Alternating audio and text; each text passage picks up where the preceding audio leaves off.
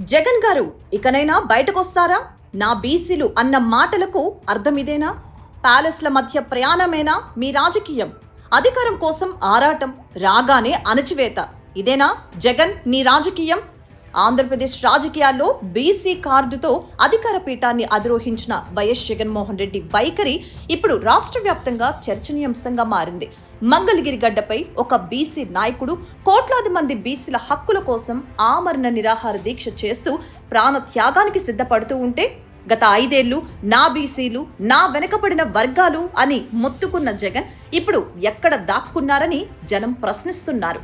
జగన్మోహన్ రెడ్డి రాజకీయ డ్యూటీ ఇప్పుడు కేవలం ప్యాలెస్లకే పరిమితమైందా? మంగళవారం బెంగళూరు ప్యాలెస్ నుంచి హెలికాప్టర్ ఎక్కి తాడేపల్లి ప్యాలెస్ లో దిగటం, బుధవారం ఏదో ఒక అంశంపై ప్రెస్ మీట్ పెట్టి 4 మాటలు మాట్లాడటం, గురువారం తిరిగి తాడేపల్లి నుంచి బెంగళూరు ప్యాలెస్ కు చెక్కేయటం, ఇంతేనా మీరు చేస్తున్న ప్రజా పోరాటం? ప్రజలు కష్టాల్లో ఉన్నప్పుడు ఒక బీసీ బిడ్డ ప్రాణాలు పనంగా పెట్టి పోరాడుతూ ఉంటే కనీసం స్పందించే తీరిక కూడా మీకు లేదా? బీసీల అండతోనే అధికారంలోకి వచ్చాం అన్న కనీస సోయి గాని, కృతజ్ఞత గాని జగన్ రెడ్డికి లేవని విమర్శలు వెల్లువెత్తుతున్నాయి.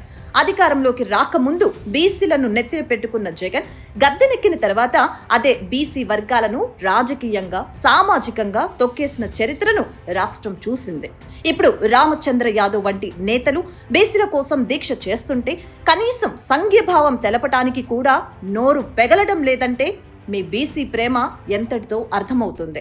బీసీలను కేవలం ఓటు బ్యాంకుగా మాత్రమే చూసే మీ రాజకీయాలు ఇక సాగవు. ఒకవైపు ప్రభుత్వం పోలీసులతో బీసీల డొక్కలు పగలగొట్టిస్తూ ఉంటే, ప్రధాన ప్రతిపక్షంగా ఉండాల్సిన మీరు ప్యాలెస్లకి పరిమితం కావటం మీ నైతిక పతనానికి నిదర్శనం. కృతజ్ఞత లేని రాజకీయ నాయకుడిగా చరిత్రలో మిగిలిపోవటమేనా మీ లక్ష్యం?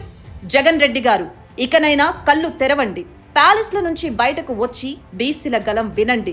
లేదంటే ఏ బీసీలైతే మిమ్మల్ని అధికారంలోకి తెచ్చారో అదే బీసీలు మీకు రాజకీయ సమాధి కట్టడం ఖాయం.